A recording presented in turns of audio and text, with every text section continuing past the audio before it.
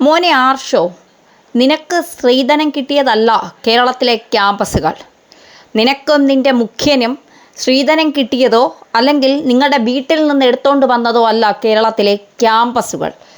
ആര് കാല് കുത്തണം കുത്തണ്ട എന്ന് തീരുമാനിക്കാൻ ഇത് ജനാധിപത്യ രാജ്യമാണ്. സഖാക്കൾ ഭരിക്കുന്നു എന്നേ ഉള്ളൂ. സഖാക്കളുടെ അടിമകളല്ല ഇവിടുത്തെ ഓരോ ഉദ്യോഗസ്ഥരും കേരളത്തിലെ ജനങ്ങളുമെന്ന ആർഷോ ഒന്ന് മനസ്സിലാക്കിയാൽ നന്നായിരിക്കും. ഗവർണറെ കാല് കുത്തിക്കില്ല എന്ന് പറയാൻ എന്ത് അവകാശവും അധികാരവുമാണ് SFIയുടെ സംസ്ഥാന സെക്രട്ടറി ആർഷോയ്ക്കുള്ളത്? അങ്ങനെ ആർഷോ മുഖ്യൻ്റെ ധൈര്യത്തിൽ പറഞ്ഞു എങ്കിൽ പിന്നീട് സംഭവിച്ചത് എന്താണ്? അത് ചരിത്രമാണ്. ഭയന്നോടാൻ അന്തം കമ്മിയല്ല ഗവർണർ എന്ന വീണ്ടും വീണ്ടും ഗവർണർ തെളിയിച്ചു കൊണ്ടിരിക്കുകയാണ്. നിങ്ങൾ ആക്രമിക്കാൻ വന്നാൽ നെഞ്ചു വിരിച്ചുകൊണ്ട് തന്നെ ഞാനതിനെ നേരിടും എന്ന ഒരു ഗവർണർ പറയുന്നുണ്ട് എങ്കിൽ ആ ഗവർണറുടെ ചങ്കുറപ്പ് നിങ്ങളൊന്ന് ആലോചിച്ച് നോക്കണം എത്രമാത്രമുണ്ട് എന്ന്. സത്യത്തിൽ ഗവർണർ ഇന്നലെ കരിപ്പൂർ വിമാനത്താവളത്തിലെത്തി. അത് കഴിഞ്ഞ്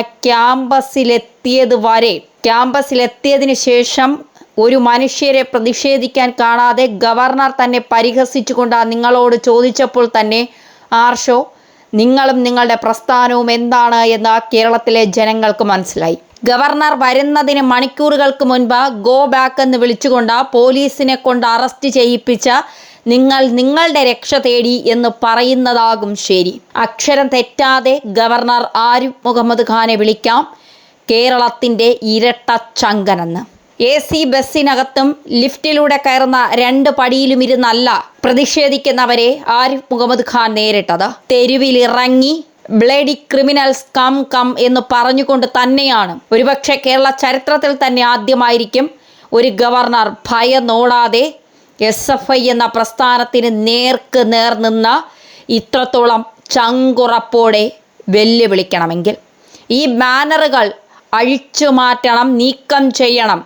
എന്തുകൊണ്ട് ഇതിവിടെ കെട്ടാൻ സമ്മതിച്ചു എന്ന് ഗവർണർ ചോദിക്കുന്നുണ്ട് എങ്കിൽ പിണറായിയുടെ മാസ് ഡയലോഗോ ഉമ്മാക്കി കളികളോ എന്നും ഗവർണറുടെ അടുത്ത് ചിലവാകില്ല എന്ന് ഒരിക്കൽ കൂടി അദ്ദേഹം ഓർമ്മിപ്പിക്കുകയാണ്. അദ്ദേഹത്തെ RSS ആക്കിയാലും ശാഖയിൽ പഠിച്ച കാര്യങ്ങൾ ഇവിടെ വിളമ്പണ്ട എന്ന് പറഞ്ഞാലും ആരിഫ് മുഹമ്മദ് ഖാൻ തനിക്ക് ശരിയെന്ന് തോന്നുന്നത് ചെയ്യും, അത് പ്രവർത്തിക്കുകയും ചെയ്യും. പിൻവാതിലിലൂടെ സഖാക്കളെ തിരികെ കയറ്റുന്ന ഏർപ്പാട് ഇനി വേണ്ട എന്ന് ആരിഫ് മുഹമ്മദ് ഖാൻ തീരുമാനിച്ചിട്ടുണ്ട് എങ്കിൽ അത് നടത്തുക തന്നെ ചെയ്യും. മാത്രമല്ല, ഇനി ആരിഫ് മുഹമ്മദ് ഖാനിനെ ആക്രമിക്കാൻ ആരെങ്കിലും ശ്രമിച്ചാൽ കേന്ദ്രസേന കേരളത്തിലെത്തും. അത് കേരള പോലീസിന് വലിയ നാണക്കേടാകും. മാത്രമല്ല, അമിത്ഷായും മോദിയുമൊക്കെ നേരിട്ടിറങ്ങും. അത് താങ്ങാൻ ഇവിടത്തെ SFIക്കോ പിണറായി സർക്കാരിനോ കഴിഞ്ഞെന്ന് വരില്ല. അതുകൊണ്ട് ആളറിഞ്ഞും കണ്ടും വേണം ആർഷോ കളിക്കാൻ.